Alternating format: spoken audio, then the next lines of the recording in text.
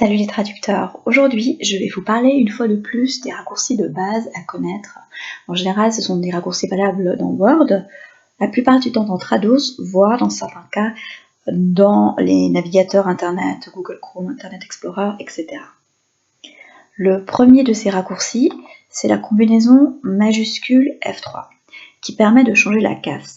On va voir ça dans Trados, donc on va dans l'éditeur, il y a juste un message d'erreur parce que mon ordinateur est un peu lent. Alors on va dans Trados et on suppose que, par exemple, Hinweise, c'est un bon exemple, on veuille changer la casse de ce terme.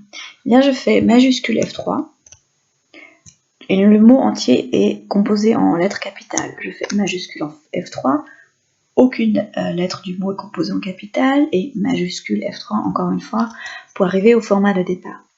Et en fait, c'est une combinaison de touches qu'on n'utilise pas pour chaque mandat, qu'on n'utilise même pas chaque semaine, mais qui est très utile quand on a par exemple déjà traduit un titre, donc le segment est enregistré, la traduction est enregistrée dans la mémoire de traduction, et dans la nouvelle version du document qu'on est en train de traduire, ce même titre, qui est à 100% identique du point de vue du contenu, est en fait composé entièrement en lettres capitales. Donc au lieu de devoir manuellement réécrire tout le titre qu'on avait déjà traduit, on peut simplement utiliser cette combinaison de touches et écrire tout le titre en lettres capitales. Voilà, ça c'est le premier raccourci. Le deuxième raccourci permet d'atteindre le début ou la fin d'un document assez rapidement, mais aussi le début et la fin d'une page internet. D'ailleurs là je vois que je me suis trompée, c'est atteindre la fin d'un document. Donc supposons qu'on est là en train d'écrire quelque chose et que je veuille retourner en début du document. Eh bien je fais CTRL, FN et Home. Home, ça correspond à la flèche à gauche de votre clavier. Donc CTRL, FN,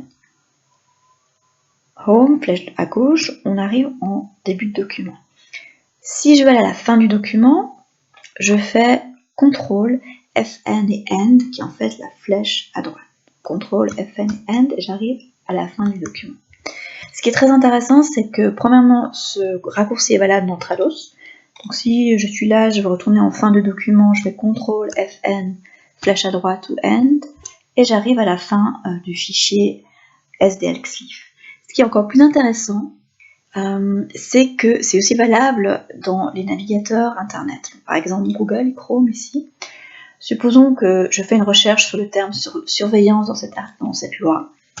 Donc je regarde les différentes occurrences, je me balade un peu dans le texte. Et arrivé là, je veux retourner au début de la page internet pour retrouver le titre exact de la loi, par exemple.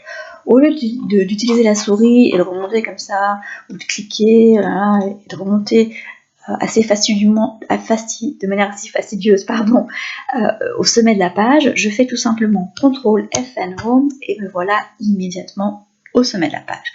Donc ça c'est vraiment un raccourci que j'utilise très souvent quand je fais des recherches sur internet. Ensuite, avant-dernier raccourci, complètement différent, qui est valable lui pour le coup seulement dans Word, je pense aussi dans PowerPoint, c'est majuscule et la touche Enter qui permet d'insérer un saut de ligne. Donc je vais activer là les marques de paragraphe pour qu'on puisse voir. Donc, je suis en fin de ligne ici, je fais majuscule entrée et ça fait, vous voyez là le symbole, un saut de ligne. Si je veux insérer un saut de page, je fais CTRL plus entrée. Donc je suis ici, je veux faire un saut de page, CTRL et entrée, et vous voyez que là il a inséré un saut de page. Voilà, c'était pour les raccourcis du jour. J'espère comme d'habitude que ça vous a été utile. En cas de questions, de commentaires, de compléments, n'hésitez pas à insérer ça sous forme de commentaires en bas de la vidéo. À bientôt!